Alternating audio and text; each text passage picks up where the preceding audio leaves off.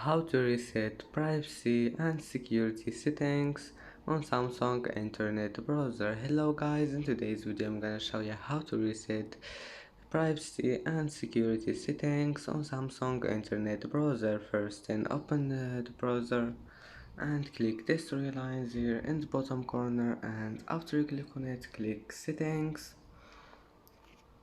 and scroll down. Here you will find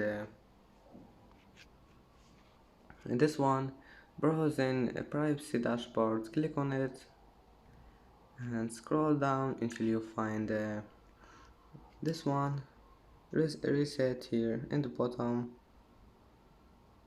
And that's it for today's video. If you like this video, don't forget like and subscribe, and thank you for watching this video until the end, and see you in the next video.